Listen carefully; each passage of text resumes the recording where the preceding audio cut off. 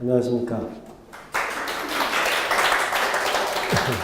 방금 소개받은 이재훈입니다. 소개를 조금만 더 하면요. 제가 1990년대에 모스크바에서 유학을 했었습니다.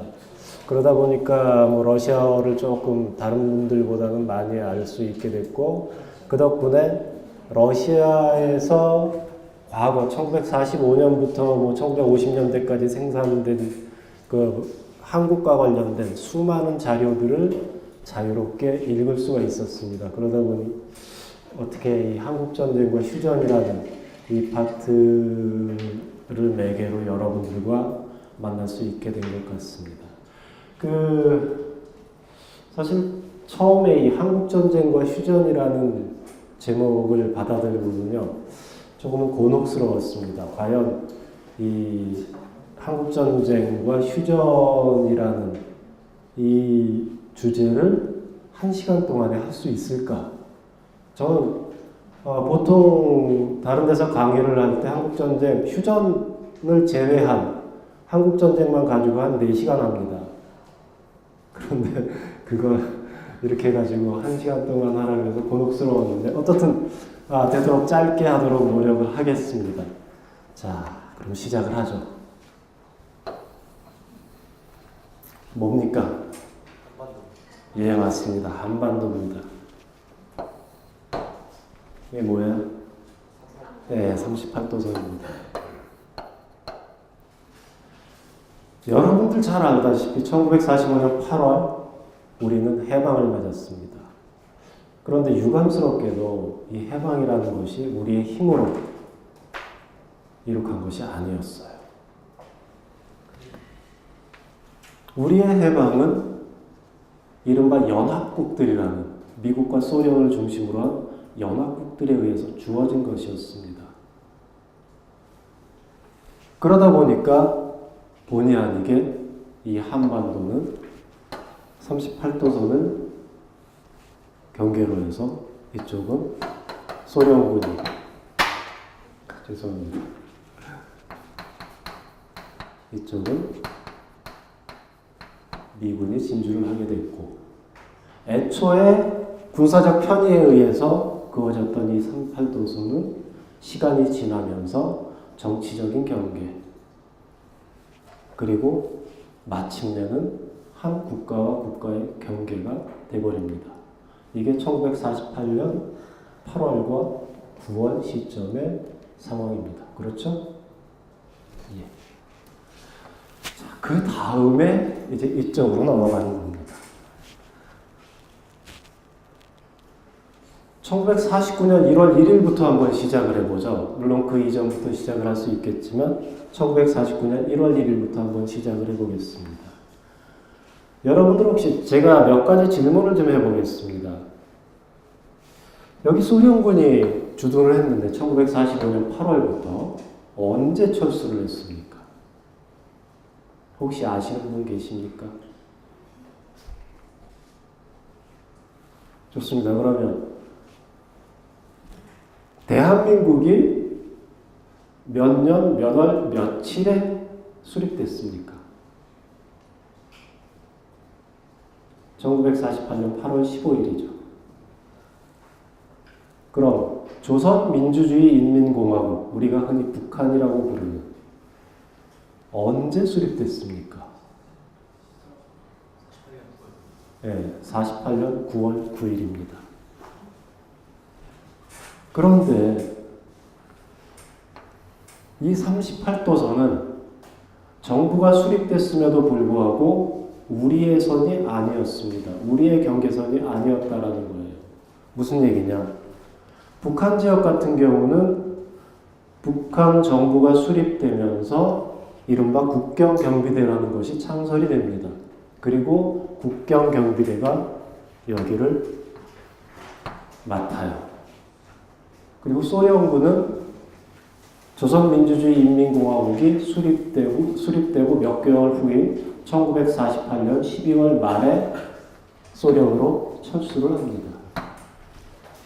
그리고 1949년 1월에 또 무슨 일이 있냐면 그 전까지는 미군이 38도선을 경계를 했었습니다. 그런데 이 미군이 후방으로 빠져요. 그리고 여기는 누가 왔습니까? 우리의 군대. 한국군이, 국군이 맞는 거죠. 이때부터 여기에서는 수많은 충돌들이 벌어집니다.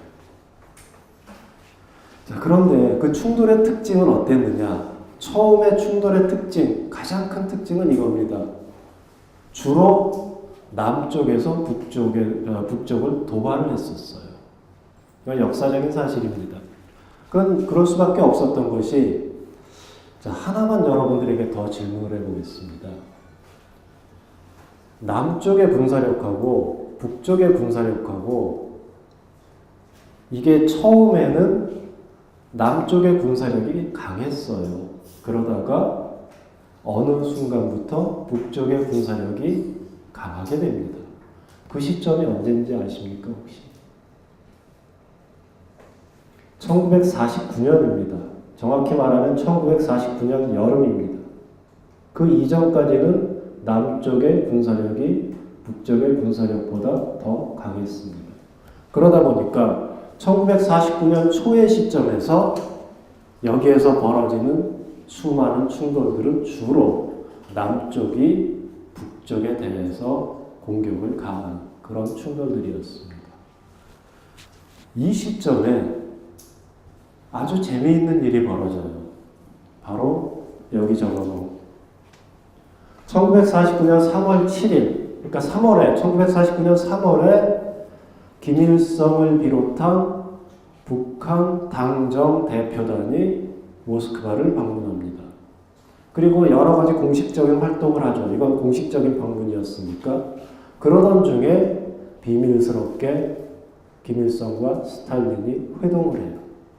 그리고 그 회동에서 처음으로 저런 이야기들이 나옵니다. 김일성이 스탈린에게 이야기를 합니다. 한마디로 말하면 선제 공격을 하고 싶다. 어디에 대해서? 남한에 대해서. 남한 측에 대해서. 그리고 우리는 충분한 군사력을 가지고 있기 때문에 이 남한을 제압하는 것이 가능하다. 즉 한마디로 통일이 가능하다. 이런 거였습니다. 거기에 대해서 스탈린은 이렇게 이야기를 하죠. 북한의 군사력이 남한보다 약하다. 몇 가지 이유를 댑니다. 북한의 군사력이 남한보다 약하다. 그 다음에 1949년 3월 시점이면 미군이 남쪽에 계속 주둔하고 있는 상태입니다. 참고로 미군은 1949년 6월에 철수했습니다. 그리고 또 하나는 38도선이라는 것이 사실상 미국하고 소련이 합의해서 만들어 놓은 경계선이에요. 그런데 그것을 만약 북한이 선제 공격을 통해서 침범한다. 그것은 곧 미국과 소련의 합의를 북한과 소련 측이 어기게 되는 겁니다. 이런 세 가지 이유를 들어서 스탈린이 선제 공격은 안 된다라고 이야기를 합니다. 단 여기에서 무슨 얘기를 하냐면 반격전은 가능하다고 이야기를 해요. 이른바 정의의 전쟁론입니다. 남한 쪽이 먼저 도발을 하면 물론 대규모 도발이 되겠죠. 소규모가 아니고 대규모 도발을 하면 거기에 대해서 반격하는 것은 가능하다. 이렇게 이야기를 합니다. 그러니까 여기에서 김일성은 사실상 한번 좌절을 겪게 됩니다. 그리고 스탈린의 말이 맞았어요, 사실. 당시 입장에서 북한군이 남한군에 비해서 약한 건 사실이었습니다. 그리고 미군이 주둔하고 있었기 때문에 만약 북쪽에서 선제 공격을 한다면 미군은 의도하지 않게 그 전쟁에 개입할 수밖에 없습니다. 그 경우에 북한이 그것을 미군과의 전쟁을 극복할 수 있으려는 가능성은 거의 없다고 봐야겠죠. 자, 그랬습니다. 그래서 이 1949년 3월에 처음 김일성이 스탈린에게 그 선제 공격론을 이야기했지만 그것은 스탈린에 의해서 거부를 당합니다. 그런데 재미있는 일이 벌어져요. 또 무슨 일이냐 하면 제가 이렇게 이야기를 했습니다. 1949년 1월부터 여기에서 충돌이 많이 발생을 했다. 그런데 처음 충돌했을 때, 그러니까 1949년 초죠. 이른바 1949년 겨울이라고 합시다. 그냥 1월부터 한 3월 정도까지. 그때까지의 충돌에 대해서 소련 측하고 북한 측은 그렇게 심각하게 생각하지 않았습니다. 그러니까 단지 생각하는 것이 미군의 주둔을 계속해서 유지하기 위해서 일부러 긴장감을 조성하는 것이다. 충돌을 통해서. 이 정도였어요. 그러다가 어느 순간에 이 모스크바로 가는 보고서의 내용이 달라집니다. 어떤 이야기가 들어갔냐면 남한이 곧 대규모 침공을 할 것이다. 이런 이야기들이 들어갑니다. 그 이유는 모르겠습니다. 왜 소련군도 그렇고 북한 쪽도 그렇고 모스크바에다 그런 이야기를 했는지. 근데 저는 그걸 상당히 오랜 기간 한번 추적을 해봤어요. 추적을 해봤더니 어떤 결과가 나왔냐 하면 바로 이겁니다. 선제 공격이 아닌 반격전을 통한 대남 공격에 대해서는 적극적으로 동의를 했다라고 했습니다. 무슨 얘기냐 하면 남쪽이 만약 대규모 침공을 한다면 북쪽은, 즉 김일성은 거기에 대해서 반격을 하고 계속해서 전쟁을 진행시켜 나갈 수 있다는 겁니다. 그리고 거기에 대해서 스탈린도 동의를 하는 겁니다.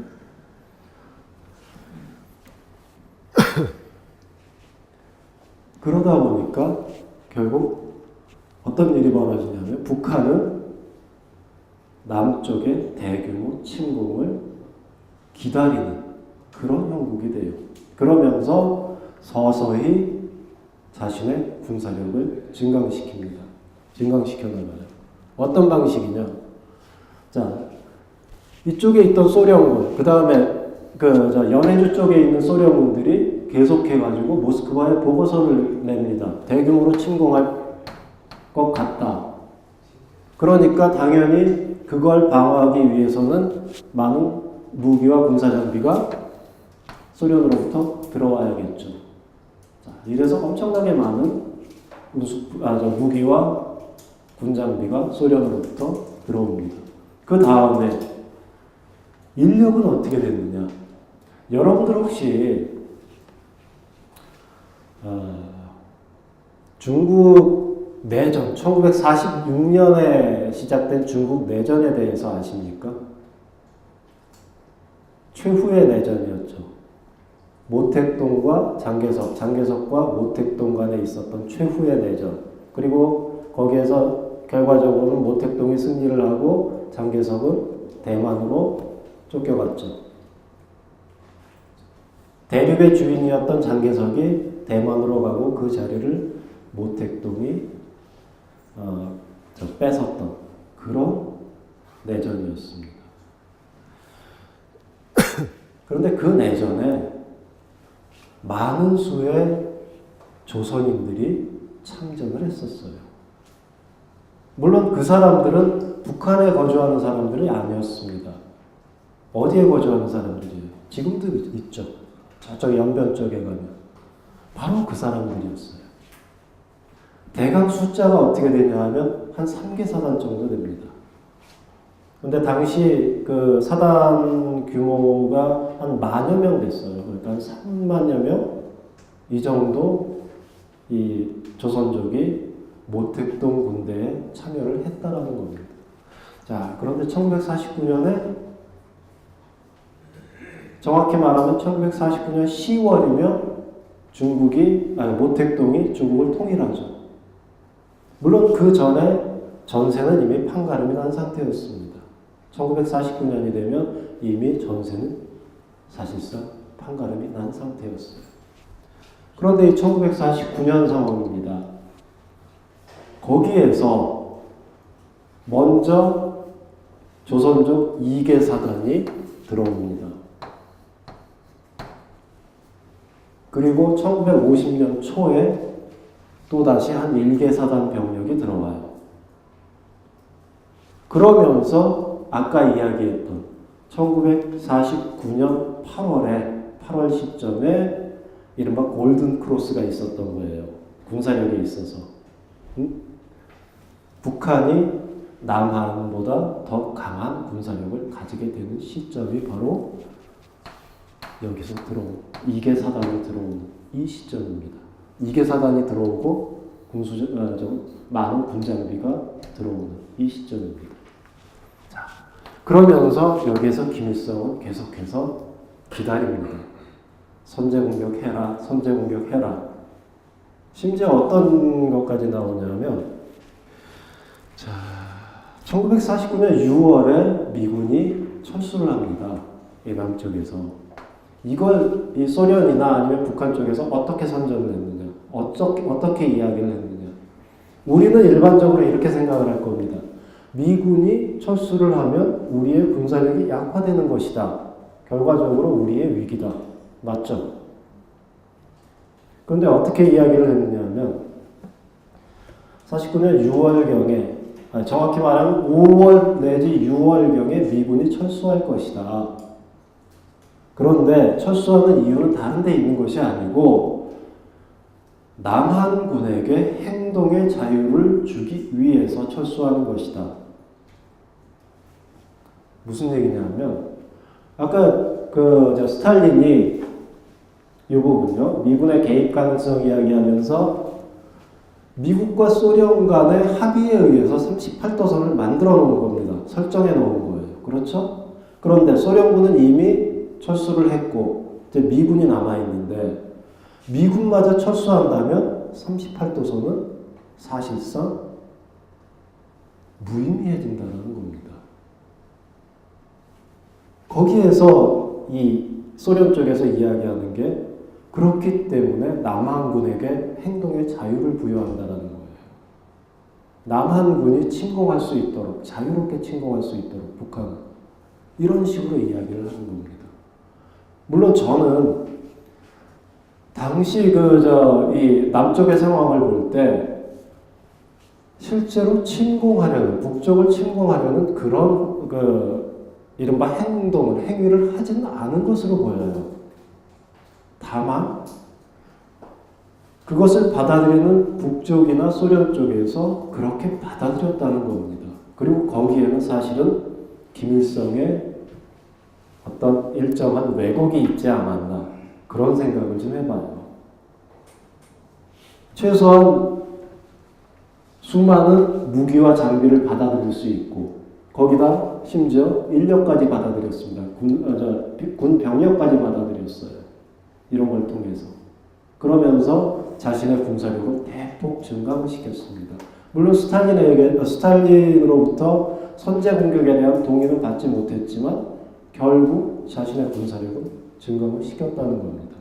그리고 거기에 더해서 만약 정말 남쪽에서 선제 공격을 한다면 증강된 군사력으로 남쪽을 칠 수 있다는 겁니다. 이게 김일성의 의도였어요. 그러다 보니까 지금 여기는 안 적어놨지만 후에 김일성이 이렇게 이야기를 합니다. 정확히 말하면 1949년 9월에서 12월까지 몇 차례에 걸쳐서 이야기를 하는데 무슨 이야기냐 하면은 이런 겁니다. 간단하게 이야기하면 기다렸는데 안 오더라. 그러니까 선제 공격을 했으면 좋겠다. 이런 이야기입니다. 무슨 말인지 알겠어요? 그래서 나온 것이 1949년 8월, 9월 여기 김일성의 선제 공격 의지, 두 번째 의지입니다. 이건 김일성이 직접 이야기를 안 해요. 당시 북한 주재 소련 대사관 대사입니다. 소련 대사죠. 슈티코프라는 사람이. 이 사람이 모스크바로 보낸 보고서를 보면은 이런 이야기들이 나와요. 이거 다 읽으면 북조선 지도부는 38도선 인근의 무력 충돌을 통해 남조선보다 우위에 있다고 확신하고 있다. 그들은 전쟁이 일어나면 북조선군이 적들의 방어선을 단숨에 관통할 것이라고 확신하고 있다. 또 김일성은 대남 공격을 다시 꺼내면서 조선 문제의 해결에는 다른 방법이 없다고 주장하였다. 그리고 김일성은 국제 상황이 용인된다면 본격적으로 남조선 공격을 준비할 것이라고 한다. 김일성은 짧게는 2주일, 길게는 2달 안에 남조선을 점령할 수 있다는 자신감을 가지고 있다. 이렇게 보고를 합니다. 그러니까 스탈린이 그 보고를 듣고 이 3월달, 1949년 3월하고는 조금 다른 반응을 보입니다. 어떤 반응이냐면 이 소련 대사관에 공사가 한 명 있어요. 그 다음에 조금 아까 이야기한 대사 슈티코프가 있죠. 툰킨이라는 공사하고 슈티코프라는 대사하고 이 두 사람에게 좋다. 그러면은 종합보고서를 한번 올려봐라. 둘이 각자 합의하지 않고 종합보고서를 올려라.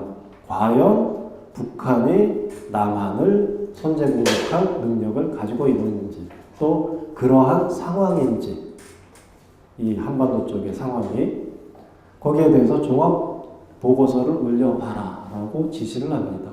그러니까 당연히 슈티코프하고 툰킨이 두 사람이 보고서를 올리죠. 그런데 슈티코프의 보고서나 툰킨의 보고서나 둘 다 부정적이었습니다. 김일성의 선제공격론에 대해서. 그러니까 스탈린이 이제 김일성을 두 번째로 좌절을 시킵니다. 9월 24일 날 소련 공산당 중앙위원회 정치국, 이게 사실은 소련의 핵심 권부죠. 거기 명의로 해가지고 북한의 대남 군사작전 금지 결의안을 채택을 합니다. 그리고 이 결의를 북한 측에 알려라 라고 주 북한 소련 대사 슈티코프에게 지시를 합니다. 그러니까 김일성은 또 한 번 좌절을 하는 거죠. 그리고 이러한 선제공격에 대한 부정적인 그런 태도는 1950년 1월까지 계속 지속이 됩니다. 그런데 1950년 1월에 상황이 변화하게 돼요. 바로 이겁니다. 1950년 북한의 선제공격론에 대한 소련의 동의와 전쟁 지원, 바로 이 부분이죠. 자, 조금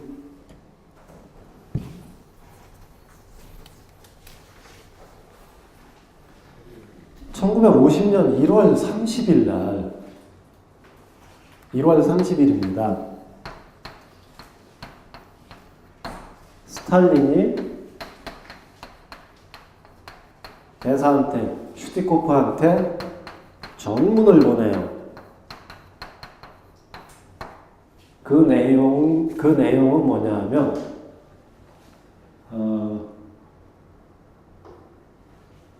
여기 안 적어놨네요. 이런 겁니다. 김일성에게 전하라.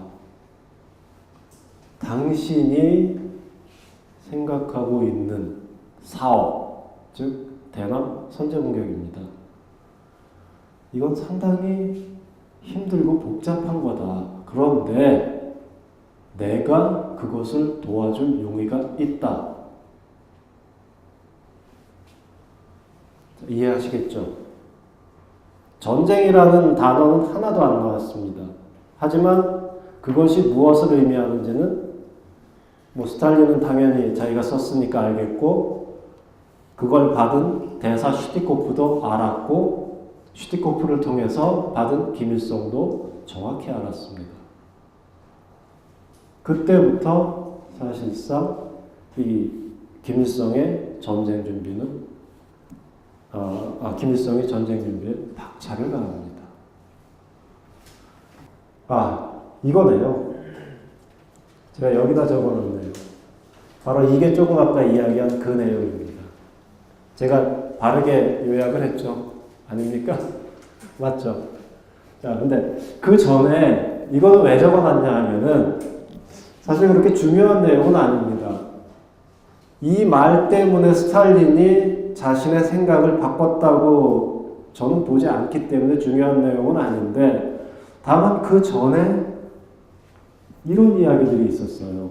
그러니까 1950년 1월, 그러니까 1월 30일 날 이 전문이 소련에서 북한으로 갔는데, 그 전에 1월 중순경에, 그러니까 중국 주재, 북한 대사가 이제 그 중국으로 떠나기 전에 연회가 개최가 됩니다. 그 연회 자리에서 김일성이 한 말들을 소련 사람들이 캐치를 해가지고 보고한 부분입니다. 거기 보면 무슨 얘기냐 하면은 그런 거예요. 한마디로 이야기하면 공격을 해야 되는데 이겁니다. 그렇죠.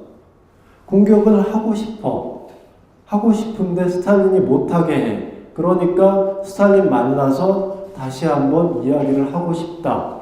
그겁니다. 그리고 거기에 더해서 만약 스탈린이 계속해서 못하게 하면 스탈린이 아니라 모택동을 만나겠다. 이렇게 이야기를 합니다. 상당히 공격적이죠. 김일성이.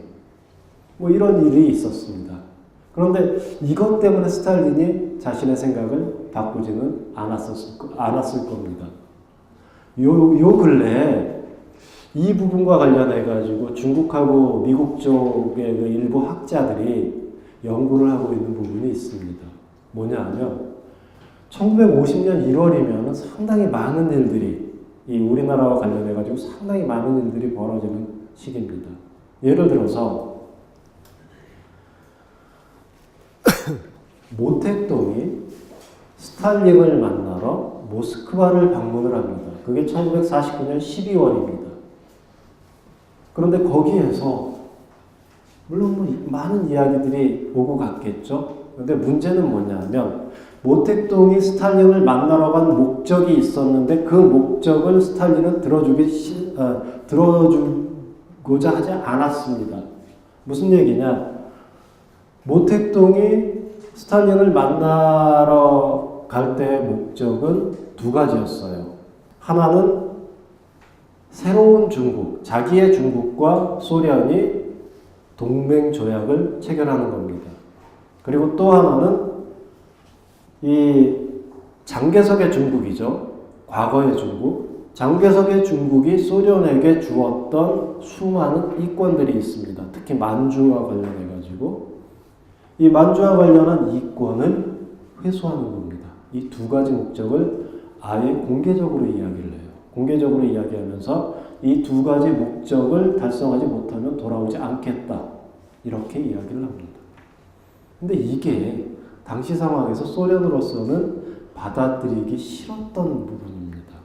왜냐하면 소련에게 있어서 만주는 무엇이냐? 당시에 흔히 이렇게 이야기를 합니다. 소비에트 존이라고 그랬어요. 만주를. 중국의 영토임에도 불구하고 소련의 영향력이 매우 큰 지역이었습니다. 여러분들 하나만 더 질문을 하겠습니다. 여러분들 시베리아 횡단철도라고 아시죠? 예. 그 노선이 두 개라는 건 압니까? 모스크바부터 이 블라디보스톡까지. 물론 하나로 가다가 둘로 나눠집니다. 첫 번째 시베리아 횡단철도는 상당히 빨리 만들어졌어요. 1902년에 만들어졌습니다. 그런데 그 철도는 어떻게 되냐면 러시아 영토를 쭉 갑니다. 가다가 어느 순간에 중국 영토로 들어가요. 그리고 중국 영토를 지나서 다시 러시아 영토로 해서 블라디보스톡으로 갑니다. 흔히 중국 영토를 지나는 그 철도를 동청철도라고 부릅니다. 이 이권을 소련에게 그대로 다시 줬어요. 과거에 그 러시아 제국 시기에 만들었던 그 동청철도였고 그 동청철도를 후에 러시아가 반환을 했던 겁니다. 그 이권을. 그런데 그걸 다시 줬어요. 그 다음에 러시아 제국 시기에 이 소련이 만주 지역에 가지고 있던 이권들이 있습니다. 예를 들어 여순항. 자, 러인 전쟁 때 제일 먼저 싸움이 일어났던 지역은 바로 여순항입니다. 르이순이죠, 르이순. 거기에 러시아 해군 기지가 있었어요. 그래서 그걸 다시 돌려줬습니다. 그 다음에 대련 잘 아실 겁니다. 따렌. 거기 같은 경우도 사실상 소련이 우월적인 지위를 가지는 그런 지역으로 만들어졌습니다.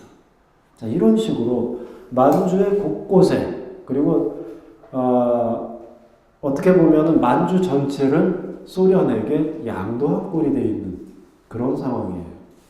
근데 이걸 다시 돌려받겠다라는 겁니다. 그러니까 스탈린이 생각하기에 영 기분이 안 좋죠. 안 좋다 보니까 어떻게 했느냐. 모택동은 모스크바에 있어요. 스탈린을 만나기 위해서. 그런데 스탈린은 그런 모택동을 피해서 여러분들이 아는 도시입니다. 소치라고. 아시죠? 동계올림픽 열렸던 아주 유명한 휴양지가 있는 도시입니다. 그쪽으로 가버려요. 자, 이런, 쉽게 말하면 모택동은 스탈린을 만나기 위해서 계속해서 스탈린을 쫓아가고, 스탈린은 그런 모택동을 피하기 위해서 계속 도망다니는 그런 꼴이 된 겁니다. 그런데 거기에 더해서 또 무슨 일이 있었냐 하면, 자, 이건 여러분들이 아실 겁니다. 에치슨 선언이라고 있습니다. 자, 뭡니까? 에치슨 선언.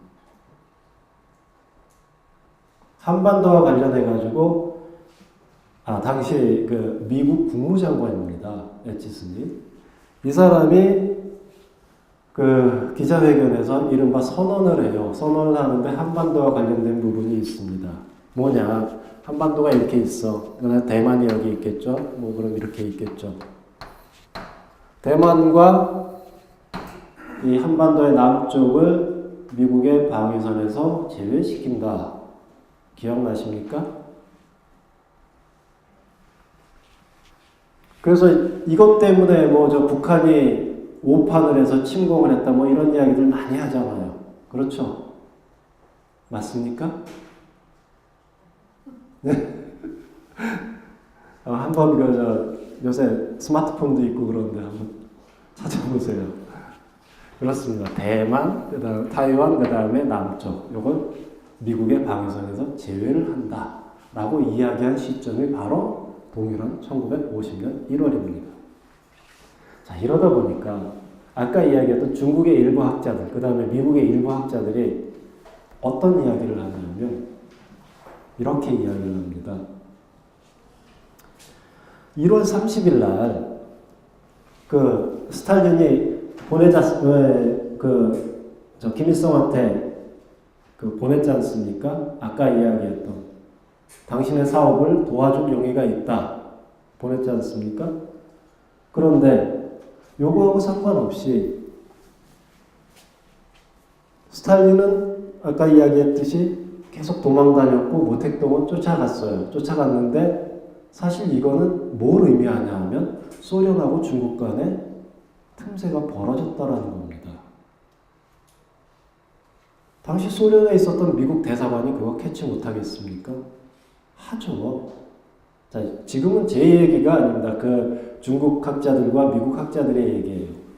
하니까 당연히 그건 본국에 보고가 될 것이고 그 틈을 에치슨이 파고드는 겁니다. 무슨 얘기냐? 왜 굳이 이 이야기를 하느냐? 제외한다는. 해가지고 좋은 게 뭐가 있습니까? 여러분들이 미국 국무장관이라고 생각을 해보세요. 당시 상황에서 제외시킨다. 대만을, 남한을 방위선에서 제외시킨다. 그럼 뭐예요? 니들 마음대로 해라. 그거죠. 모택동한테, 김일성한테 마음대로 하라. 그거 아닙니까? 그렇죠? 왜 그렇게 하겠습니까? 그러다 보니까 과거에 어떤 얘기가 나오냐면 남침 유도문이라는 것까지 나오는 거예요. 정말 해서는 안 될 얘기를 했기 때문에. 그런데 이런 게 있습니다. 이 에치슨 선언을 당시에 스탈린, 그 다음에 모택동이 어떻게 받아들였느냐, 그 부분이 있어요. 자, 보죠. 에치슨이 선언을 해요. 선언을 하니까 스탈린이 황급히 모택동을 만납니다.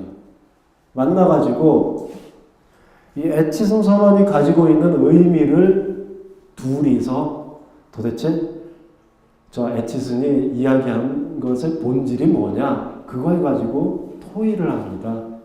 토의를 하고 내린 결론, 이것은 소련과 중국, 중국과 소련의 사이를 이간질하려는 책략이다, 이겁니다. 왜 그렇게 될 수 있느냐? 자, 중국에게 있어서 대만이 가지고 있는 중요성. 자, 무주공산을 만들어야 미군이 철수를 해버려. 그러면 쉽게 이건 중국의 것이 됩니다. 그 다음에 중국에 있어서, 이거 북한에 있어서가 아니고 중국에 있어서 남한, 정확히 말하면 남한이 아니라 남한에 있는 미군, 아니면 미국의 영향력, 남한에 잔존하고 있는, 가지고 있는 그 영향력이 가지는 의미, 이것이 뭘까요? 순망치안이라고 들어보셨을 거예요. 이게 중국과 한반도의 관계를 이야기할 때 항상 나오는 말입니다.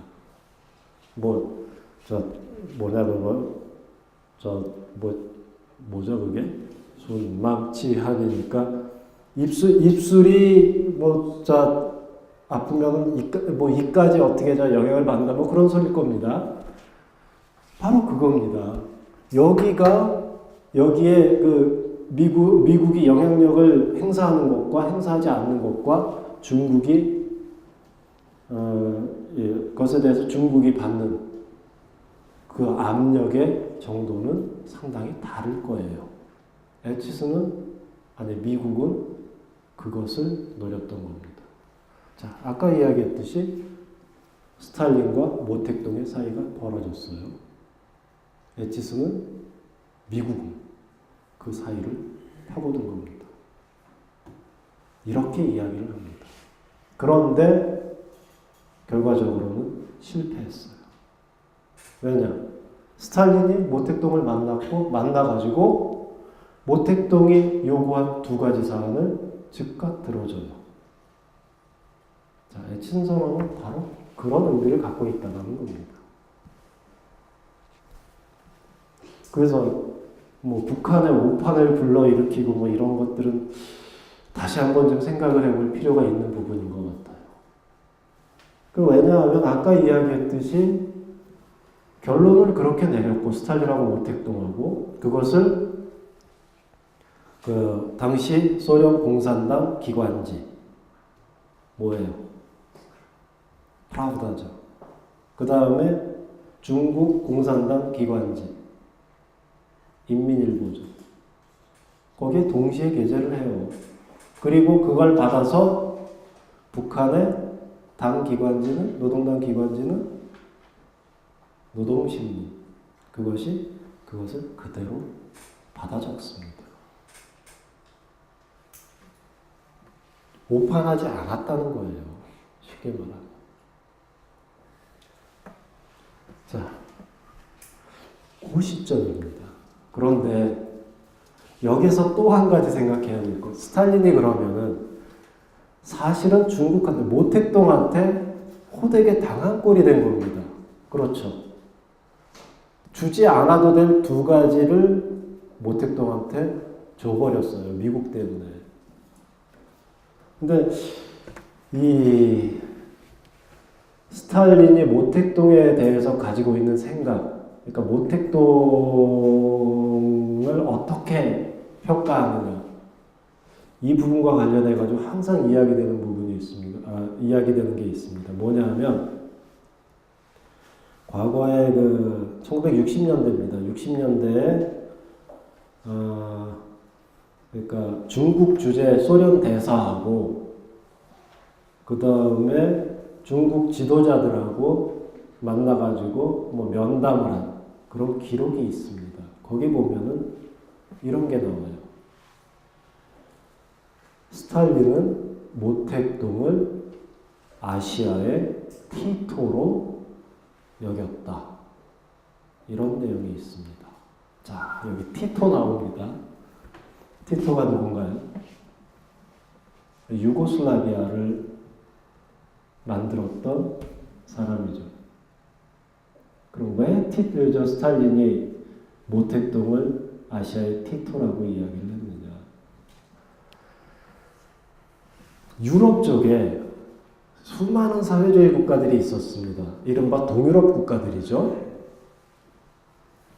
그 중에서 유일하게 소련 말을 안 듣고 독자 노선을 취했던 나라가 바로 유고슬라비아입니다. 그리고 그렇게 할 수 있었던 이유는 이 과거에 이 히틀러와의 전쟁이죠. 제2차 세계대전 때 다른 동유럽 국가들은 소련군에 의해서 이른바 해방이 됐습니다. 그런데 유고슬라비아만 유일하게 자기의 힘으로 독일군을 물리쳤어요. 그러다 보니까 거기에 지도자인 티토가 그만큼 큰 힘을 가졌었던 겁니다. 자, 그거 이제 아시아 쪽으로 넘어오죠. 어떻든 그래서 결국 이 티토는 계속해서 독자 노선을 추구를 해요. 그러다 보니까 스탈린 입장에서는 매우 골치가 아팠습니다. 이 티토와 관련해가지고. 정말 죽이고 싶을 정도로. 그랬던 사람이 티토입니다. 이제 아시아로 넘어오죠. 자, 아까 여러분들에게 말씀드렸듯이 1946년부터 1949년까지 최후의 내전이 있었습니다. 중국에서. 자, 모택동은 물론 공산주의를 신봉을 합니다. 그런데 이데올로기와는 상관없이 그러면 그런 모택동을 소련이 얼마나 지원을 해줬느냐 그 부분이 있을 거예요. 그런데 그것과 관련해서 그냥 결론적으로 말씀을 드리면 소련의 지원은 거의 없었습니다. 아예 스탈린은 심지어 모택동이 결정적인 승기를 잡았을 때마저도 무슨 이야기를 하냐면 장개석과 연합정부를 형성해라. 전쟁 그만하고 이렇게 이야기를 합니다. 왜 그랬냐? 이 장개석과 이 스탈린과 솔직히 말하면 둘 사이에 그렇게 친한 관계는 아니었지만 장개석으로부터 스탈린이 얻어낸 이익이 엄청나게 컸기 때문이에요. 아까 이야기했던 모택동에게 반응한 두 가지가 바로 장개석에게서 얻어낸 겁니다. 그런데 그 장개석이 쫓겨나고 모택동이 들어서면 어떤 결과가 나오느냐? 바로 1950년 1월에 그런 결과가 나오는 거예요. 스탈린이 그걸 간파를 하고 있었던 겁니다. 그러니까 계속해서 이 장개석하고 휴전해라. 그 다음에 연립정부를 구성해라. 이런 식으로 방해를 합니다. 모택동의 내전을. 그리고 또 하나 예를 들면은 이런 게 있었어요. 모택동이 이제 쭉 진군을 합니다. 그러니까 계속해서 전진을 해요. 전진을 해 나가면서 세계 각국에 이런 요청을 합니다. 각 도시에 있는 자기들의 그 외교 기관들이죠. 각국이 가지고 있는 그 기관들을 장개석과 같이 철수시키지 말고 그냥 놔둬라. 이렇게 요청을 합니다. 그런데 재미있는 거 하나. 소련은 장개석과 같이 다 철수를 합니다. 그 기관들이, 외교기관들이. 미국은 그대로 남겨둬요. 이게 뭘 의미하는 겁니까? 이데올로기와는 상관없이 미국은 중국을 자신의 편으로 끌어들이고자 했다라는 걸 의미하는 겁니다.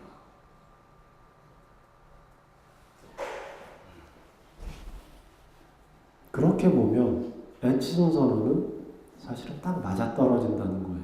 그 학자들의 얘기는. 그 시점에서 어떻게 보면 신의 한 수였다라는 거죠. 그런데 물론 아까도 이야기했듯이 실패로 돌아갑니다. 그런데 후에 그것과 유사한 게 또 하나 있어요. 그리고 그때는 성공을 거둡니다. 바로 닉슨 덕트린이에요. 몇 년입니까? 1969년입니다.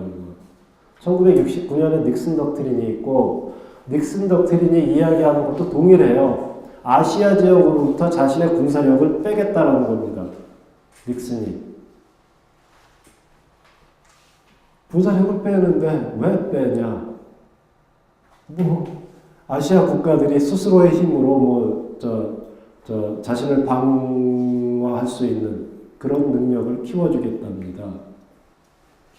근데 정확히 이야기하면 바로 그게 무슨 얘기냐면 중국 주변에서 자신의 군사력을 빼겠다라는 거예요. 그리고 그 결과 어떻게 됐습니까? 닉슨 덕트린이 있고 그 다음에 이른바 핑퐁 외교라고 있었어요. 여러분 한번 찾아보세요. 그리고 당시 유명한 외교관이었죠. 헨리 키신저가 중국을 방문하고 그 다음에 닉슨이 방문하고 그 다음에 양국의 연락사무소 개설하고 후에 국교를 수립합니다. 그렇죠? 그러면서 어떻게 됐어요?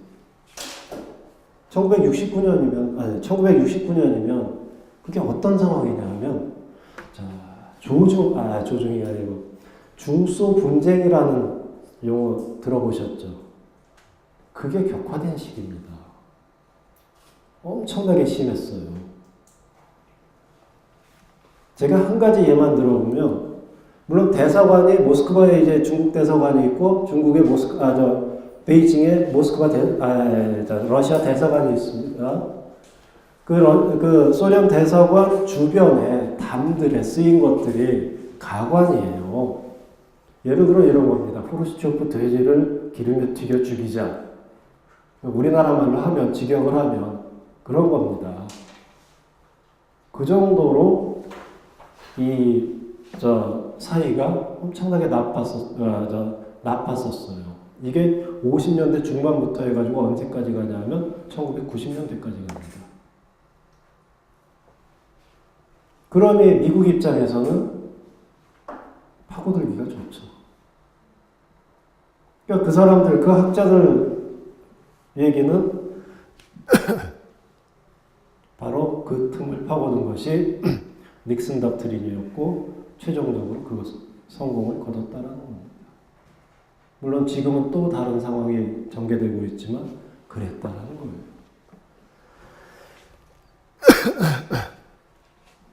자, 그러면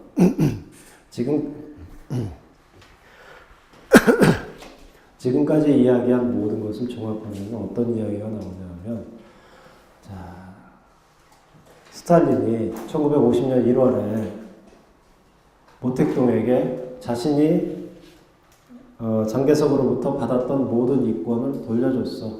그런데 스탈린은 사실 모택동에 대해서 아시아의 티토로 봐요.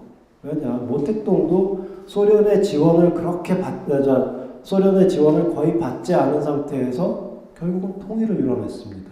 그렇죠?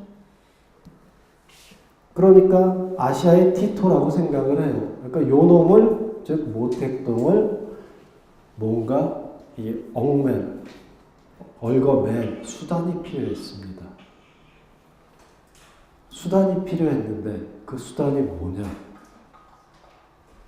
여기에서 이제 이른바 음모론이라고 할 수도 있는데, 요새 아까 이야기했던 중국 학자들, 미국 학자들이 이야기하는 그런 부분입니다.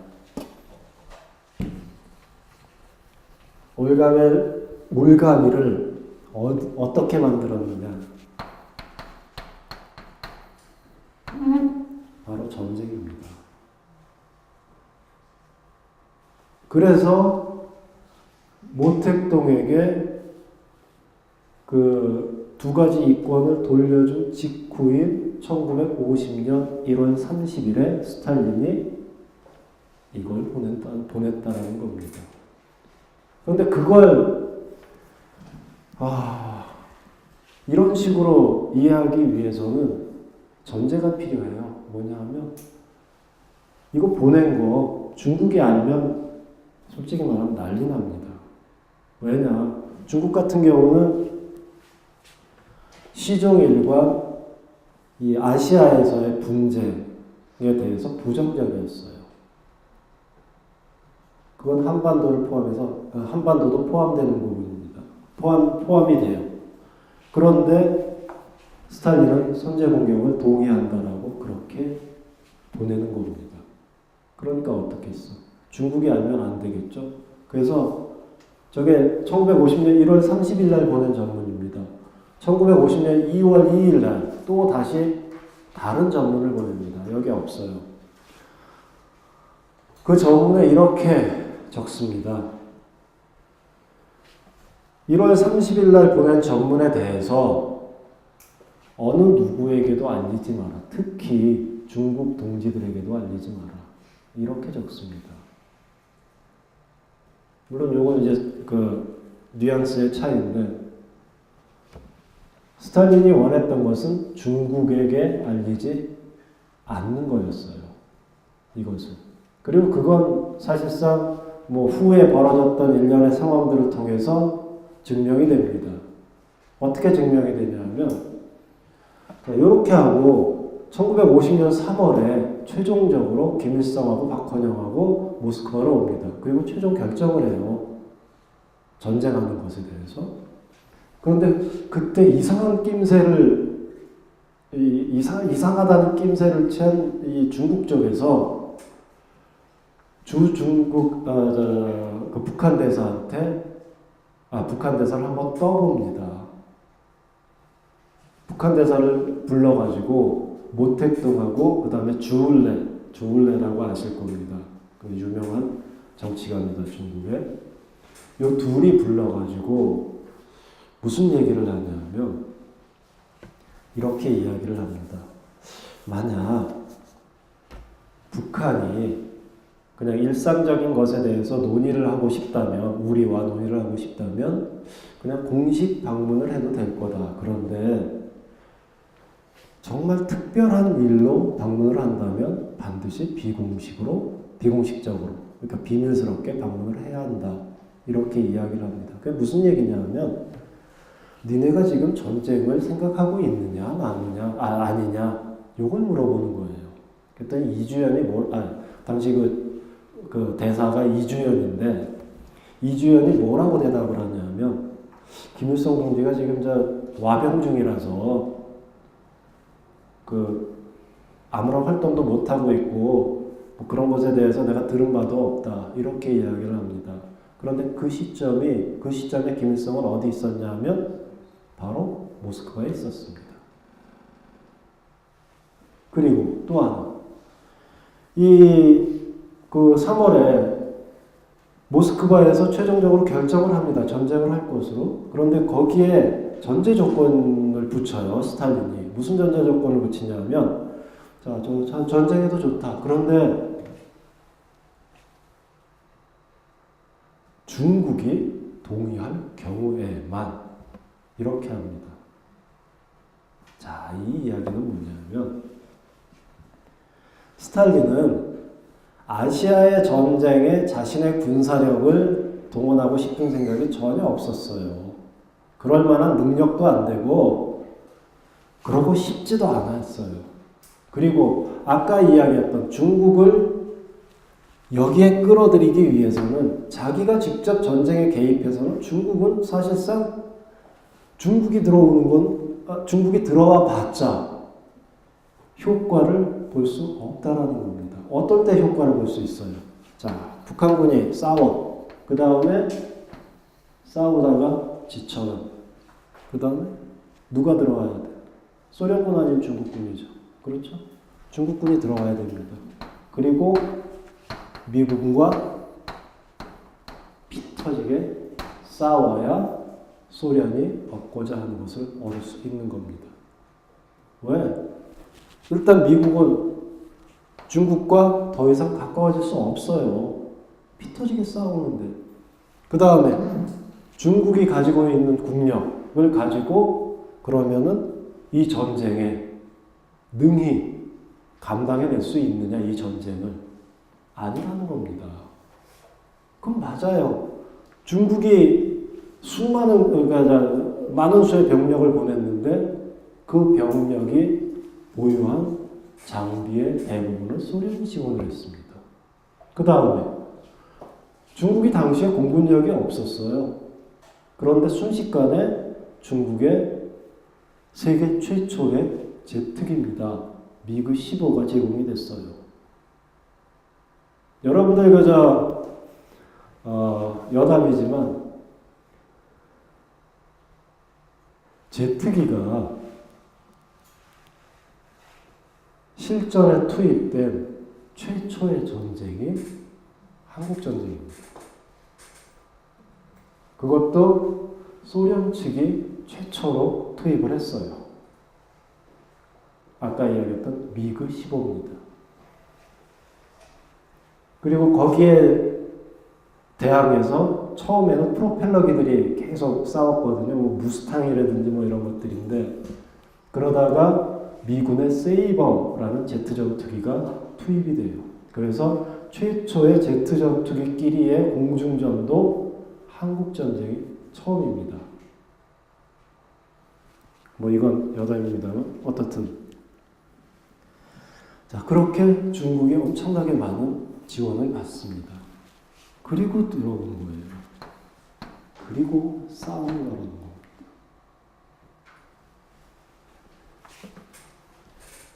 그리고 그 결과는 어땠느냐? 소련이 의도했던 대로, 스탈린이 의도했던 대로 갔어요. 애초에는. 물론 그게 틀어진 게 언제부터냐 하면 1950년대 중후반부터입니다. 그때부터 이제 틀어지기 시작하는데, 이런 큰 그림 속에서 스탈린이 전쟁을 결정했다라는 겁니다. 이 시기가 어떻게 보면 맞아떨어지거든요. 이런 것들이. 그렇지 않으면 참 이걸 이해하기가 너무 힘들어요. 사실은.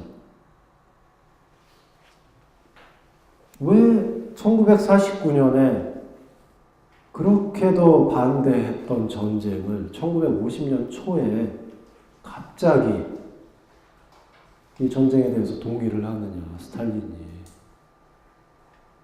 물론 스탈린이 그 이유를 김일성에게 이야기를 합니다. 하는데 무슨 이야기를 하느냐.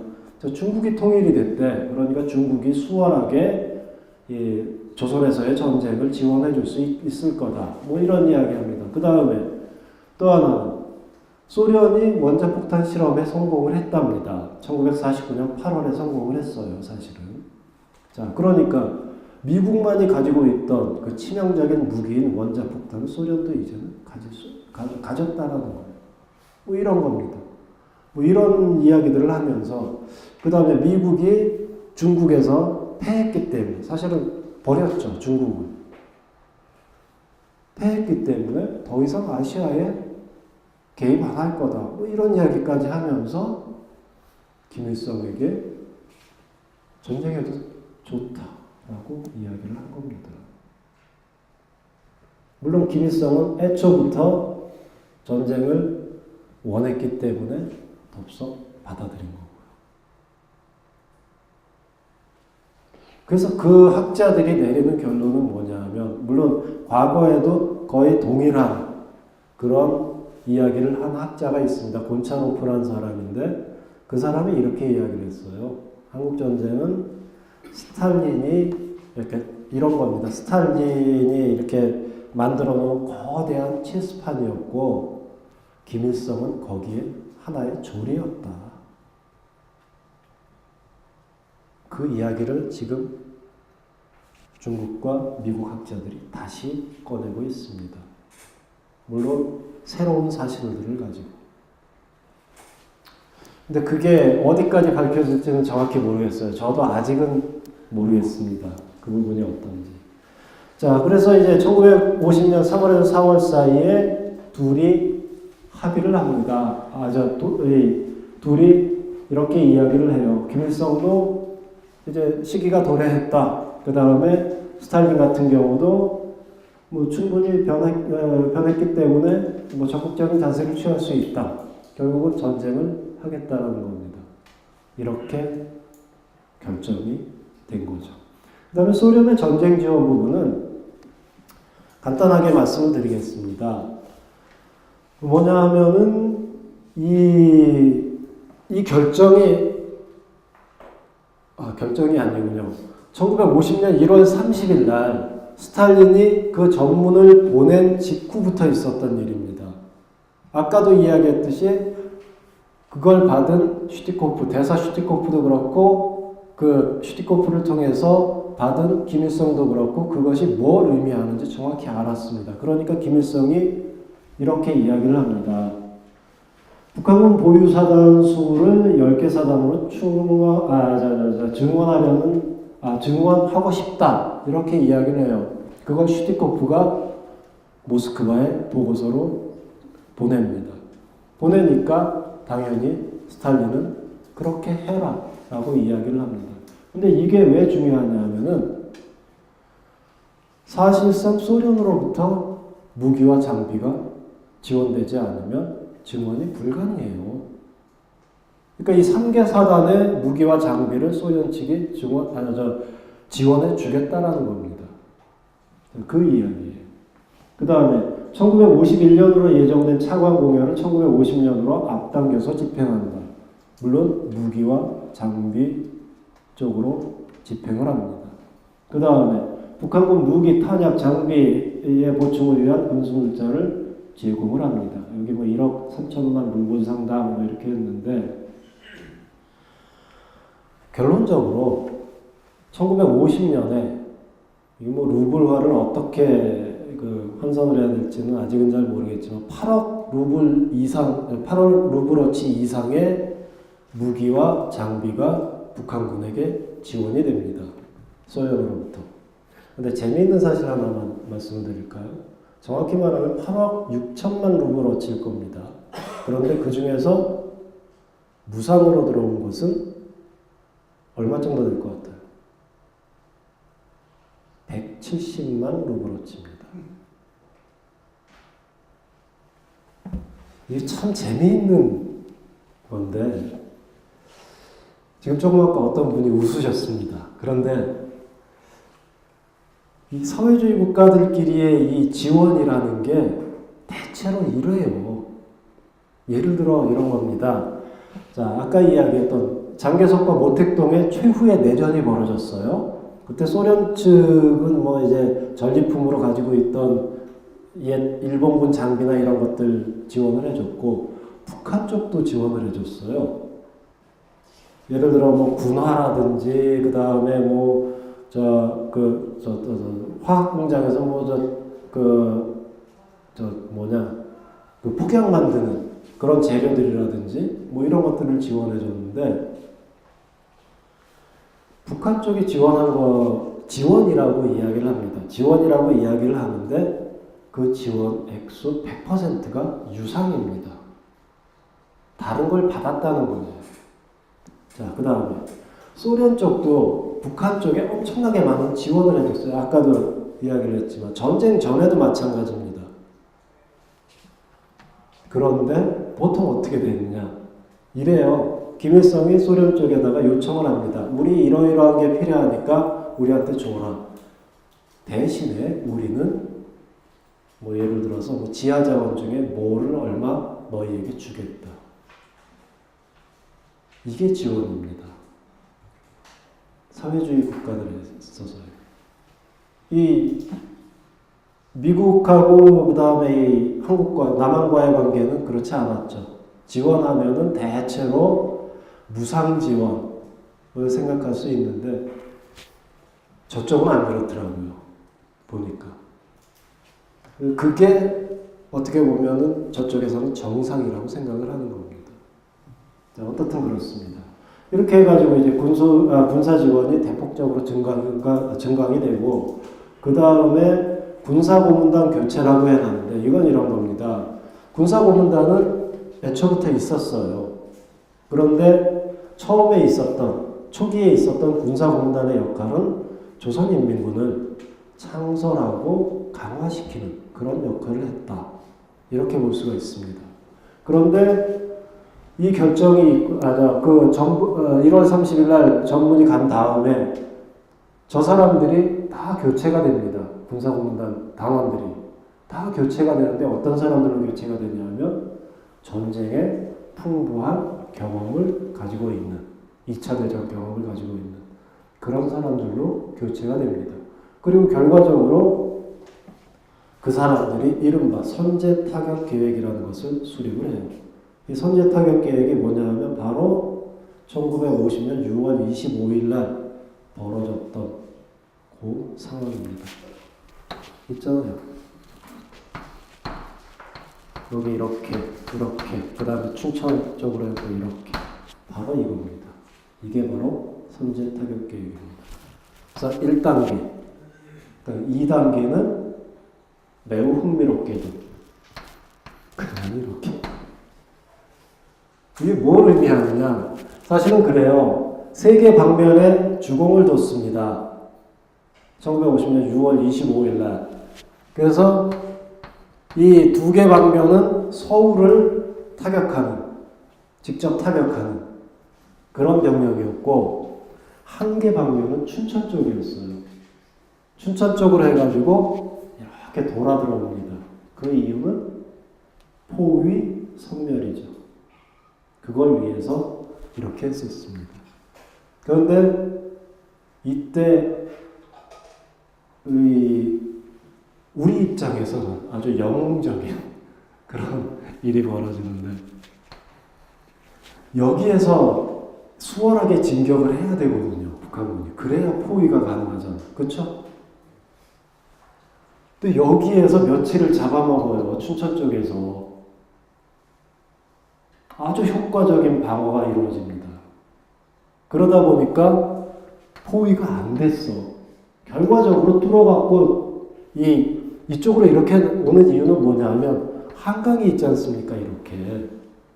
그러니까 한강 북쪽에 모두 다 포위시킨다는 거예요. 전력을. 그 다음에 이 춘천으로부터 한강 남쪽으로 쭉 이렇게 들어온다는 겁니다. 근데 여기가 며칠 동안 막혀버린 거야. 막히니까 전력의 많은 부분이 후퇴할 수가 있었던 거죠. 뭐 그런 이른바 뭐 에피소드라면 에피소드가 있었는데 뭐 그런 일이 있었습니다. 그리고 또 하나 재밌는 건 아까 이야기했듯이 여기까지는 아주 상세하게 계획이 수립이 됐어요.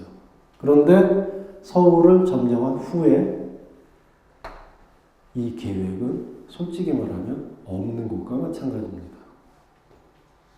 아주 이것도 이상한 부분인데 이것 때문에 무슨 일이 벌어졌느냐.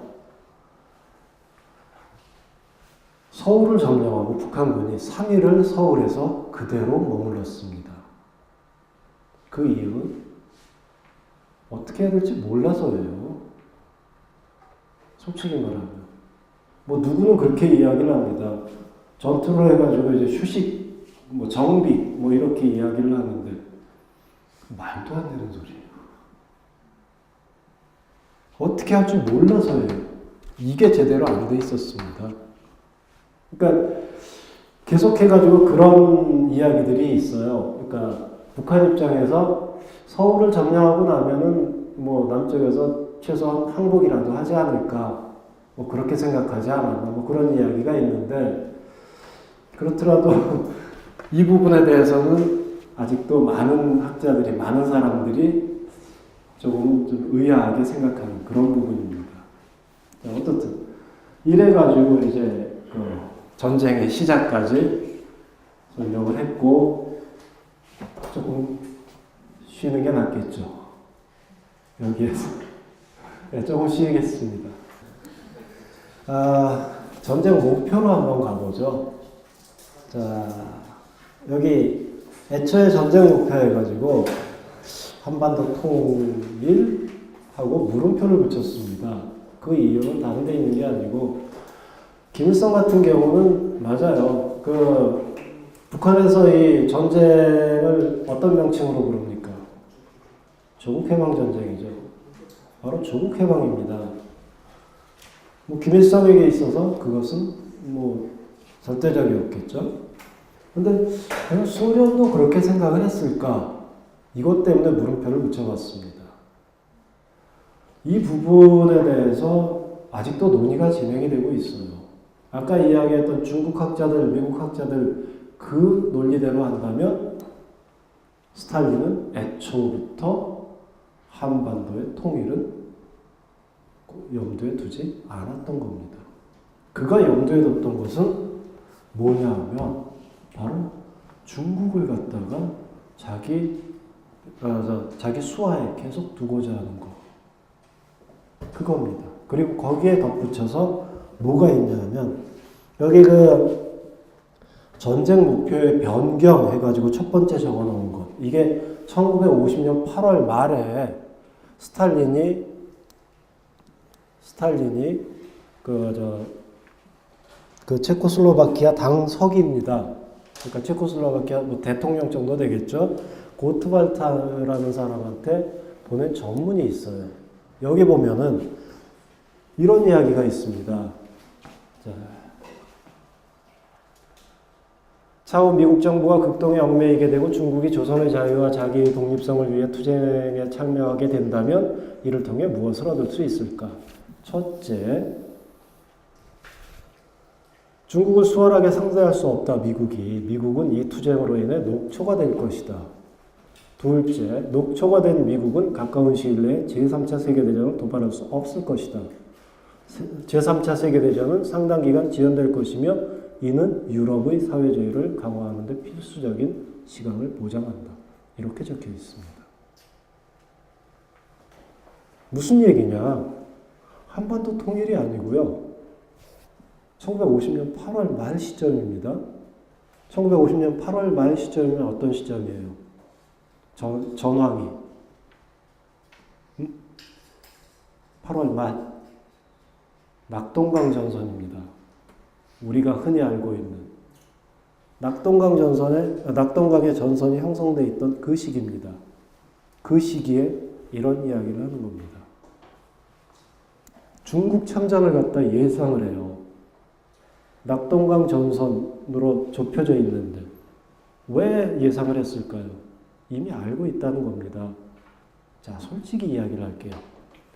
소련 문서들을 보면은 스탈린이 언제 이 전쟁에서 승리하지 못할 것이라고 예측을 하느냐? 1950년 7월 초입니다. 1950년 6월 25일에 전쟁이 벌어져요. 근데 7월 초에 이미 스탈린은 이 전쟁에서 승리하지 못할 것이다. 북한이. 이렇게 예측을 합니다. 그 이유는 다른 데 있는 게 아니고 바로 미국의 참전이에요. 미국의 참전이라는 것이 처음에는 뭐 스미스 부대 해가지고 들어왔고 소규모 부대 들어왔고 그 다음에 딘 소장 있는 무슨 몇 사단이야 그거 들어왔죠. 그리고 계속해갖고 축차적으로 들어왔지 않습니까? 그러다 보니까 이 조금씩 들어오는 이 미군 병력에 대해서 북한군이 능히 이것을 갖다가 대적을 할 수가 있었어요. 그리고 다 깨졌지 않습니까? 스미스 부대 깨졌고 딘 소장이 이끌던 사단 깨졌고 다 깨졌잖아요. 그러면서 낙동강 전선까지 갔는데 스탈린은 그 과정 속에서 북한이 전쟁에 이기지 못할 것이라고 확신을 합니다. 그리고는 8월 달에 가서 이런 정보를 체코슬로바키아 사람한테 보낸 거예요. 중국이 참전할 것이다. 왜 참전해? 북한이 능히 해결할 수 있으면 중국은 참전하지 않습니다. 해결하지 못한다는 거예요. 해결하지 못하니까 중국이 참전한다는 겁니다. 그리고 또 하나 중요한 거. 자, 중국이 참전하면은 미국이 이 전쟁에서 이제 수렁에 빠지는 거예요. 수렁에 빠져가지고 결국은 제3차 세계대전을 도발하지 못할 것이다. 이런 이야기를 해요. 왜 뜬금없이 제3차 세계대전이 나오고? 이건 어디부터 나오는지 알아요? 주다노프란 사람이 있었습니다. 여러분들 혹시 코민테른이라고 알아요? 커뮤니스트 인터내셔널 해가지고 스탈린 시기에 세계혁명을 위해서 모스크바에 만든 단체입니다. 기관입니다. 세계 공산주의 혁명을 위해서. 이게 코민테른이에요. 근데 후에 제2차 세계대전을 하면서 이 코민테른을 갖다 해체시켜버려요. 스탈린이. 해산시켜버려요. 왜냐? 2차 대전 때 소련은 미국의 연합국이었습니다. 자본주의 국가들의 연합국이었어요. 그런데 코민테른을 계속 유지한다. 세계혁명을 위한 기구를. 그건 말이 안 되죠. 의도적으로라도 해산시켜야죠. 그래서 해산시켰습니다. 그래서 1945년, 46년, 47년이 됐어요. 그런데 45년에 제2차 세계대전이 끝나고 그 다음에 47년까지 서서히 이 미국을 비롯한 자본주의권하고 소련하고의 관계가 멀어져 갑니다. 최종적으로 1947년에 이른바 냉전이 도래를 해요. 냉전을 도래하게 한 두 가지가 있습니다. 하나는 그 중에 하나가 바로 이 주다노프라는 사람이 이른바 코민 포럼 창립 대회에서 한 연설입니다. 코민테른과 유사한 기구예요. 거기에서 뭐라고 이야기를 하느냐? 세계는 두 부분으로 나누어졌다. 하나는 이 반제국주의 민주주의 국가들, 바로 자기들을 이야기를 해요. 소련을 비롯한. 또 하나는 제국주의 반민주 국가들, 미국을 비롯한 그 나라들을 이야기하는 겁니다. 이 주다노프라는 사람이. 이렇게 둘로 나눠졌어. 그런데 나눠진 거는 끝나는 게 아니고 이 둘 사이에 전쟁은 불가피하다. 이렇게 이야기를 합니다. 바로 제3차 세계대전입니다. 이른바 전쟁 불가피론이라고 이야기를 해요. 그게 1947년부터 소련 사람들의 머릿속에 박혀 있는 겁니다. 제3차 세계대전이고 그것을 도발할 측은 반제국주의 민주주의 국가인 자기들이 아니고 제국주의적이고 반민주적인 국가인 자본주의 국가들이라는 거예요. 바로 미국을 비롯한. 그래서 이 말이 나오는 겁니다. 미국이 제3차 세계대전을 도발할 수 있는 제3차 세계대전을 도발할 수 있는 시기를 갖다가 늦춰버린다는 거예요. 그리고 그 시기 동안에 유럽의 공산주의를 강화시키겠다는 겁니다. 이 자본주의 국가들에 대적할 수 있을 만큼. 바로 이것 때문에 한국전쟁을 한다는 겁니다. 최소한 1950년 8월 말 시점부터는. 그런데 아까 이야기했던 중국과 그 미국 학자들의 그런 그 논리에 따르면은 논리대로 한다면 애초부터 그렇게 생각했다는 거예요. 애초부터 이것은.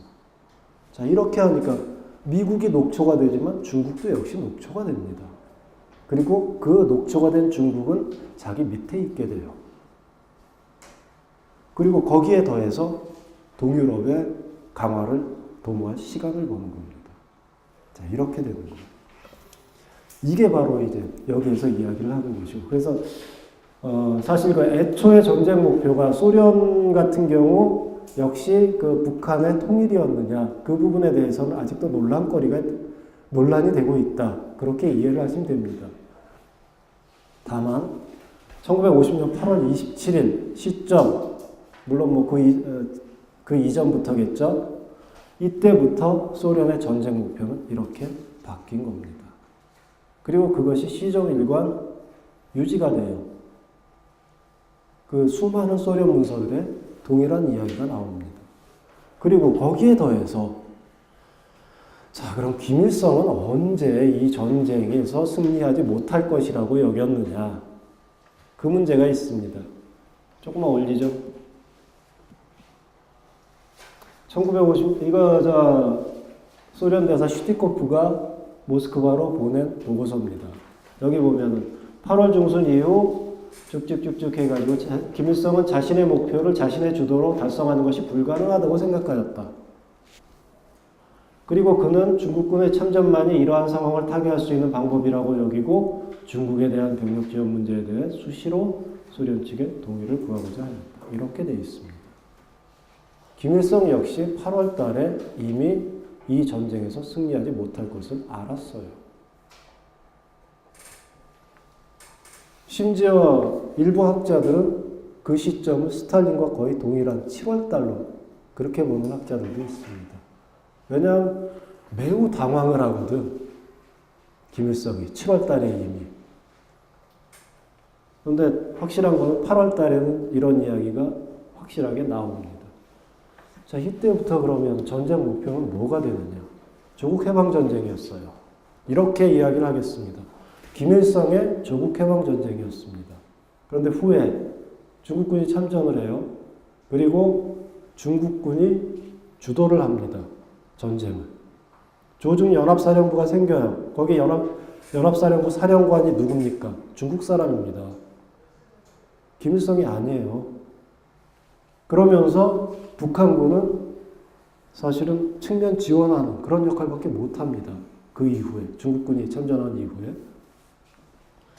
그럼 중국군은 이 전쟁을 뭐라고 불러요? 중국에서는 항미 원조 전쟁이라고 부릅니다. 전쟁 목표는 그렇게 바뀐 겁니다. 이때부터는 통일이 아니고 미국에 대항하고 조선을 원조하는, 거기에 미국에 대항하는 그런 전쟁이 되는 겁니다.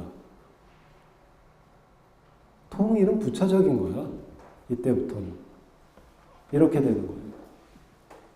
그리고 그것이 끝까지 간다는 거죠. 자, 이제 공산 측의 갈등 빨리빨리 하죠.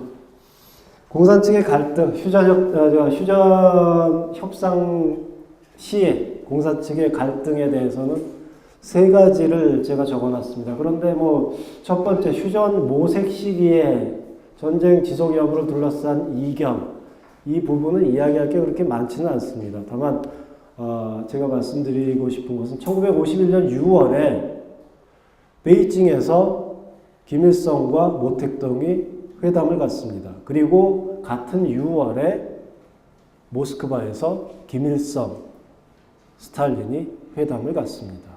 그리고 내린 결론은 바로 휴전으로 나아가는 겁니다. 그런데 여기에 있어서 북한 같은 경우는 전쟁을 지속하기를 선호를 했어요. 근데 그건 당연할 겁니다. 마치 이 반대측 같은 경우도 미국이나 다른 연합국들이 휴전을 모색할 때 이승만을 중심으로 한 남한이 계속해서 전쟁의 지속을 원했었습니다. 그렇죠? 그건 이해할 수 있을 거예요. 바로 그 상황이라고 그렇게 생각을 하면 될 것 같습니다. 자, 그러면 이제 전쟁 지속 여부는 이렇게 해가지고, 휴전 협상 여부는 이렇게 해가지고 결정이 됐어요. 북한이 불만을 가졌음에도 불구하고 어떻든 결정이 됐습니다. 이제 휴전 협상이 시작이 되죠. 휴전 협상이 시작이 되는데 휴전 협상 의제가 네 가지였어요. 하나는 의제 선정, 그러니까 어떤 의제를 휴전 협상에서 논의할 것이냐. 이게 제1 의제입니다. 그 다음에 제2 의제가 바로 여기 적어놓은 군사분계선 협상입니다. 그리고 제3 의제가 그럼 휴전 협정이 체결된 후에 이것을 갖다 누가 관리 감독할 것인가? 그 문제입니다. 제3 의제는. 그리고 제4 의제가 여기 적어놓은 포로 문제입니다. 이렇게 이제 진행이 돼요. 쭉 진행이 되는데, 자, 군사분계선 협상, 여기서 갈등을 간단하게 설명을 해드리죠. 애초에 공산 측이라고 표현을 하겠습니다. 소련, 중국, 북한 요 셋을 이야기합니다.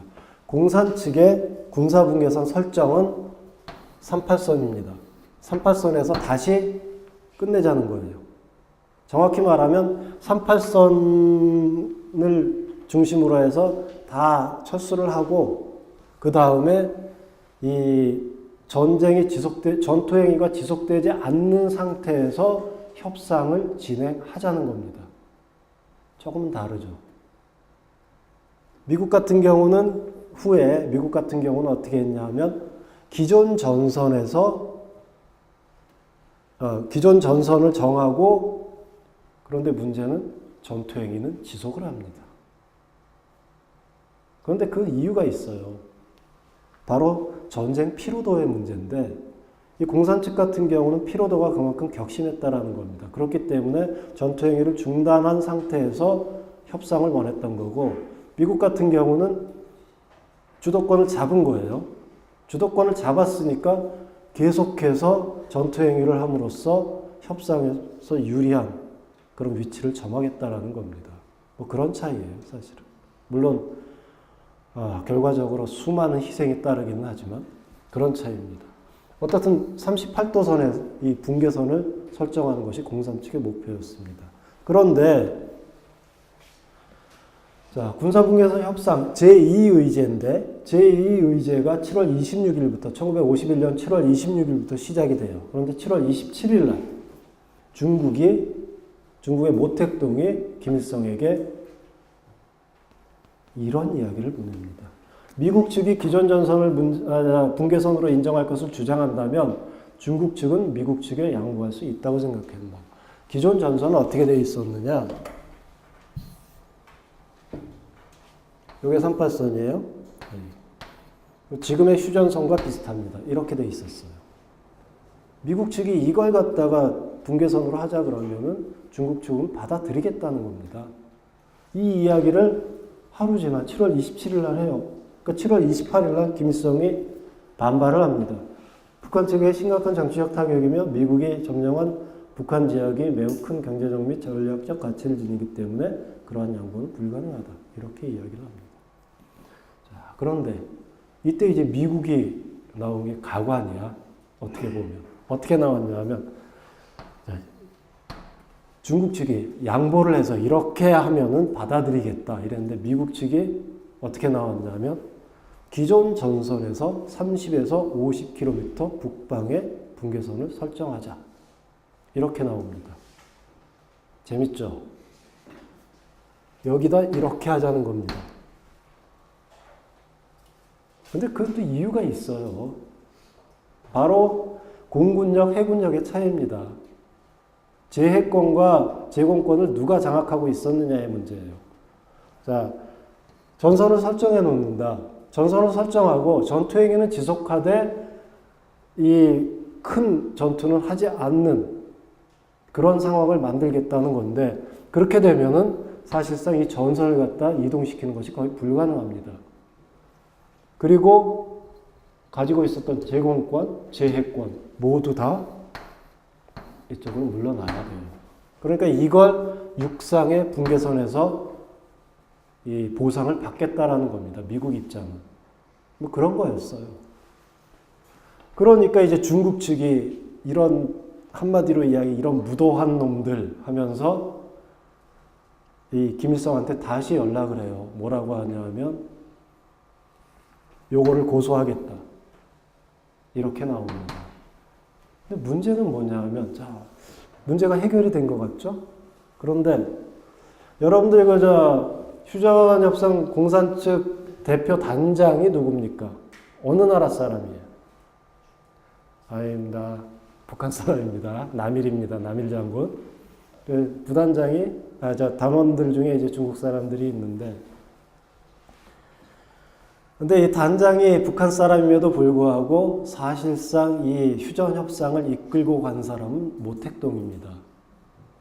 이게 이래요. 스탈린이 제일 위에 있고 이 사람은 고문 역할을 했어요. 휴전협상기에. 모택동이 사령관 역할을 했고 김일성이 행동대장 역할을 했어요. 정말로. 물론 남일이 대표 단장이었지만 어떻든 일했습니다. 근데 문제는 뭐냐 하면 남일이 이 중국 사람들에 대해서 이야기한 게 있어요. 어떻게 이야기를 하냐면 이 사람들이 미국 쪽에 지나치게 유화적이래. 미국 쪽 얘기를 되도록이면 들어주려고 그런대요.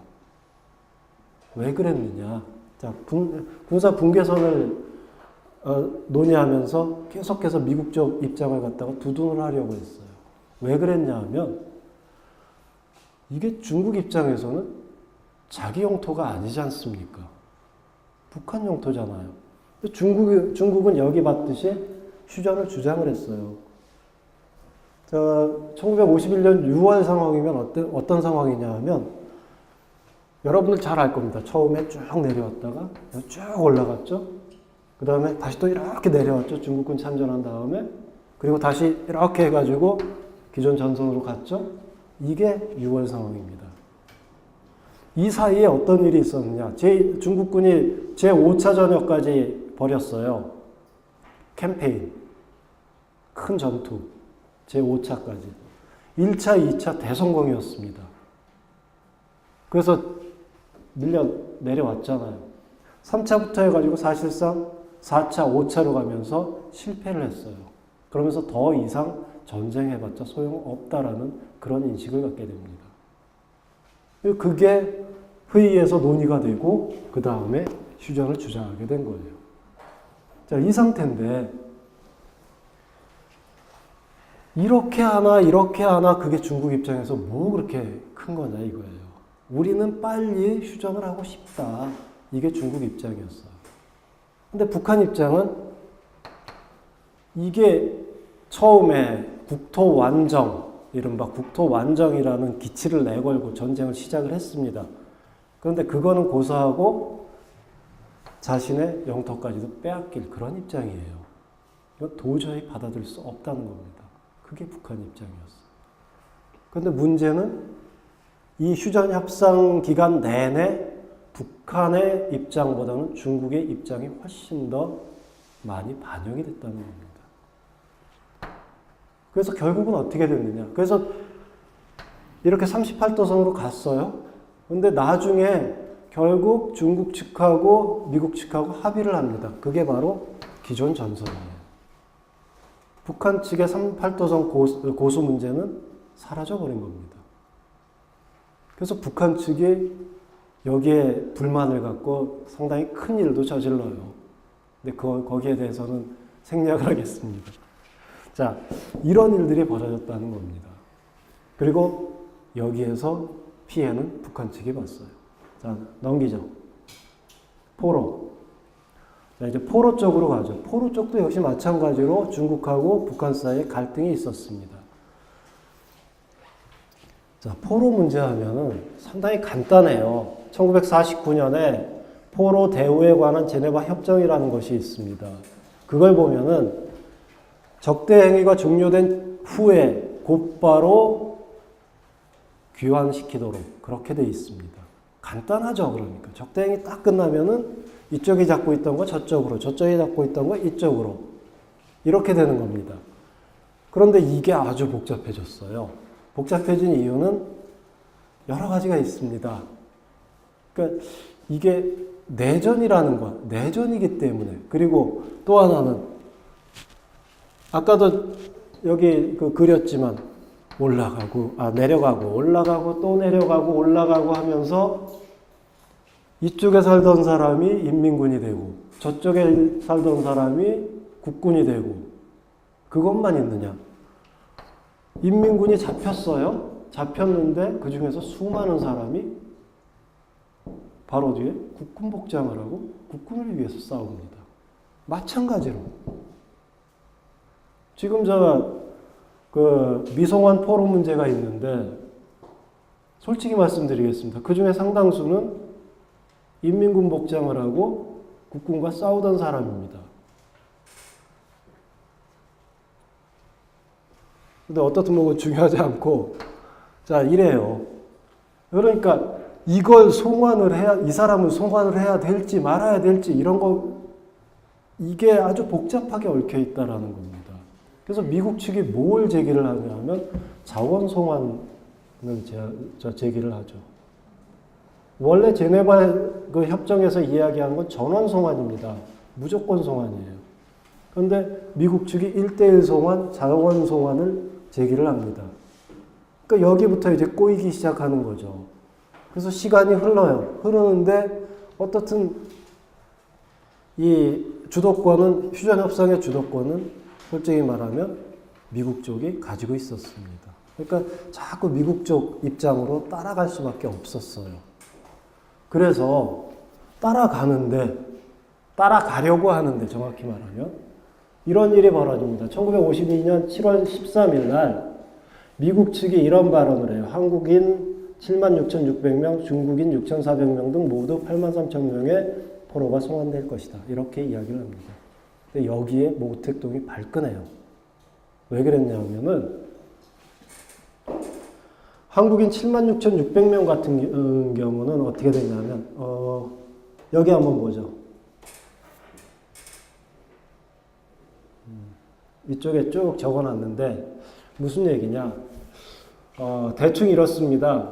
한국인 같은 경우 12만 명 중에 76,600명이 송환을 원하는 거예요. 북한으로 다시 돌아가겠다는 겁니다. 중국인 같은 경우 2만 명인데 2만 명 중에 6,400명이 돌아가겠다는 겁니다. 그러니까 퍼센티지를 한번 보죠. 한국인은 일단 50%가 넘어요. 그렇죠? 중국인은 2만 명 중에 6,400이니까 32%입니다. 여기서 모택동이 발끈해요. 두 가지 이유로. 하나는 여기에서 돌아가지 않겠다는 사람들은 어디로 가느냐, 그럼. 대만으로 가는 겁니다. 물론 극소수는 제3국으로 가기도 했지만 대만으로 가겠다는 겁니다. 이건 이데올로기의 문제고 체제의 문제예요. 어떤 체제가 우월하냐의 문제입니다. 여기에서 발끈하죠. 또 하나는 우리가 조선보다도 못하냐. 조선은 50%가 넘었어요. 그런데 32%니까 이 두 가지 때문에 발끈합니다. 그래서 이렇게 이야기를 해요. 여기 7월 15일 날 모택동이 김일성에게 전문을 보내는데 뭐냐? 이 적의 제안 이겁니다. 83,000명의 포로를 송환시킬 것이다. 이겁니다. 이거 받아들이지 않겠다. 이렇게 김일성에게 전문을 보냅니다. 그 다음에 북한하고 중국 측 입장을 보죠. 이거 후에 주울레하고 스탈린하고 모스크바에서 회담을 했을 때 그때 나온 내용입니다.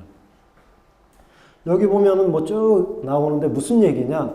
주울레는 계속해서 전원 송환 원칙을 견지하겠다. 이겁니다. 근데 그 과정에서 이야기하는 것이 이런 이야기를 해요. 중국군 2만 명과 북한군 일정 수. 그러니까 중국군 같은 경우는 전원 송환시키겠다. 이겁니다. 전원 송환을 받아야겠다. 이겁니다. 북한군은 모르겠다. 그러면은 하겠다는 겁니다. 동의하겠다는 거예요. 그러면서 이제 주울레가 스탈린한테 반면에 북한은 어떻게 생각하고 있느냐? 이거 받아들이겠다라고 이야기한다. 이렇게 이야기를 합니다. 왜냐? 김일성이 직접 스탈린한테 한 이야기가 있어요. 후에. 뭐라고 하냐면 당시에 엄청나게 북폭이 심했습니다. 북한에 대한 폭격이. 김일성이 이렇게 이야기를 합니다. 매일매일 죽어나가는 숫자가 송환받을 포로의 숫자보다 훨씬 더 많다. 그러니까 아예 이거 동의하는 게 낫겠다. 이렇게 이야기를 합니다. 그러니까 여기에서 이제 중국하고 북한하고 갈등이 벌어진 거죠. 근데 결론은 어떻게 났느냐. 이게 시점이 1952년 7월이죠. 자, 휴전은 1953년 7월이죠. 1년을 더 끈 겁니다. 그것도 이게 어떻게 해서 1년을 끌었느냐. 결국 이걸 해소하기 위해서 모택동은 계속 전쟁을 하겠다고 했어요. 그래서 전쟁을 계속 합니다. 그러다가 스탈린이 1953년 2월에 사망을 해요. 모택동의 주장을 들어줬던 스탈린이 사망을 하고 다른 지도부가 소련에 세워진 겁니다. 그리고 그 다른 지도부가 더 이상 전쟁하는 것이 이익이 되지 않는다라고 판단을 했기 때문에 그때 전쟁을 끝내는 그런 과정으로 들어간 겁니다. 이렇게 되는 거예요. 그러니까 사실 이 문제에 있어서도, 포로 문제에 있어서도 북한의 입장은 전혀 반영이 되지 않았다는 거예요. 그래서 어떤 사람들은 이렇게, 어떤 연구자들은 이렇게 이야기를 합니다. 이 한국전쟁을 이야기할 때 흔히 이렇게 이야기를 해요. 내전으로 시작해서 국제전으로 끝난 그런 전쟁이다. 이렇게 이야기를 하는데, 저도 대체로 동의를 하는데, 어떻게 이야기를 하느냐, 저는 애초부터 국제전이었다. 슬프게도 이 한반도의 두 쪽, 남한과 북한은 이 주체로서 전쟁에 임하지 못했다. 처음부터 이렇게 이야기를 합니다. 자, 이렇게 끝내고 질문을 받는 게 나을 것 같습니다. 자,